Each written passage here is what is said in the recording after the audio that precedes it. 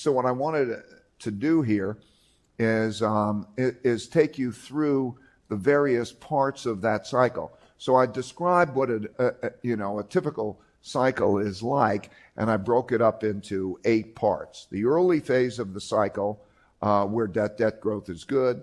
Then you get into a bubble phase. Then you create the top. Then you create the movement down. I'll call that the depression. It could be a severe recession, but it's a depression. Particularly, you get into special ones when central bank monetary policy can't be stimulated because you have the zero interest rates and the limitations to that.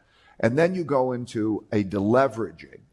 And there's such a thing as a beautiful deleveraging. I described it as a beautiful deleveraging because it's a beautiful way to restructure and get that behind you. And although we think of a deleveraging or as a depression, that kind of thing, you think of deleveraging, but it can be done beautifully.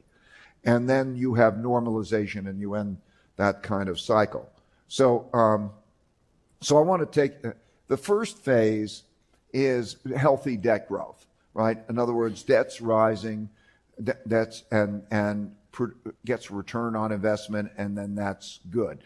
And normally what happens in a cycle is it comes from first your terrible period, the really painful period, and everybody is scared and so on. And then central banks have got to push credit and whatever, and then they go through the process of changing the cost of interest rates, the yield curve. I gave the example, lower the interest rates, put liquidity out and get that thing going, and even backing things up. And then you begin, and then we'll get to the second phase, which is sort of the bubble phase. And that bubble phase comes about when everybody is extrapolating the past and they say, oh, things are going to be better and I'm missing the boat. And all the ideas of why borrowing at an effective rate is a good thing. That borrowing could be, let's say, people buying the houses because housing prices are going up, and you don't own a home, and okay, what are you going to do with your rentals or whatever it may end up being? It could be the tech bubble in 2000. In other words, there's the new technologies of tech, and we're going to buy those stocks, and we're going to borrow money to buy those stocks, and so on, because you're being left out. Or it could be, maybe, who knows, is it a bubble now? But you can see these elements exist in the bubble phase. These are the bubble phase.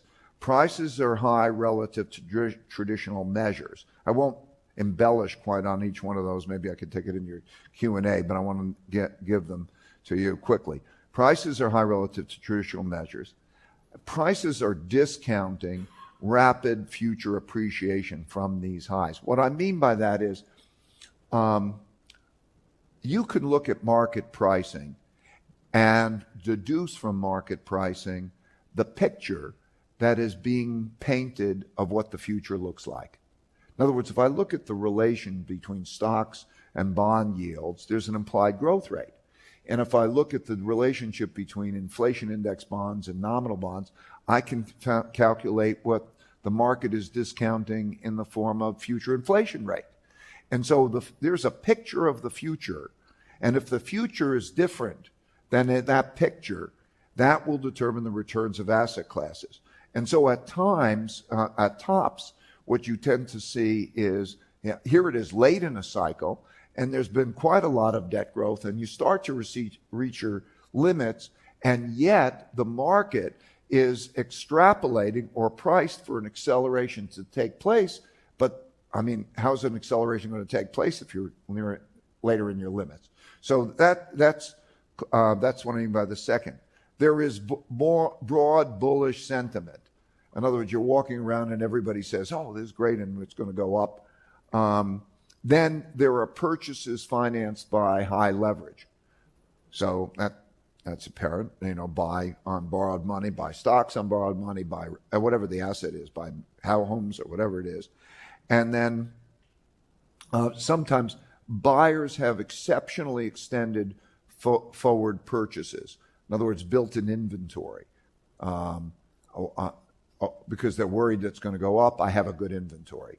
or contracted for supplies because they work up, or maybe buy an apartment to speculate that the price of the apartments are going to go up. And people in general are buying those things in that particular appreciation. And then in addition, that there are new buyers who come in. You know, they never used to do it, but now they're attracted to it because it's a hot market. And so you see them coming in. You know, the classic example of the tulip mania. You know, okay, you're coming in, I need to have tulips, and oh, it's a great thing to have. And you see that. And then you see a stimulative monetary policy that is going to inflate the bubble. And so when you see these things simultaneously, you'll see a lot of those. You can almost have that checklist, and you can check off those things. And when you start to see that, you know, that becomes largely unsustainable. So here is this, these charts are just the averages of various items in these various 48 cases. So the first chart shows the equity prices, and it shows, so the red box, it takes it through the cycle. The red box, which I'll show your attention, divert your attention to, is showing what's happening in equity prices, that cycle. And then it shows also debt and debt service payments, and you could see that rising.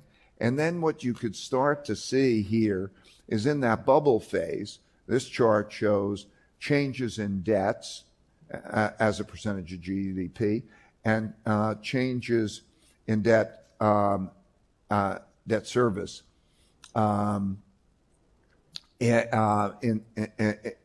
changes in debt minus the change in GDP growth. So in other words, the rise in debt relative to GDP. And so you could see, while you look at that, that red line is in the vicinity of 20%. In other words, debt is growing at a very accelerated pace.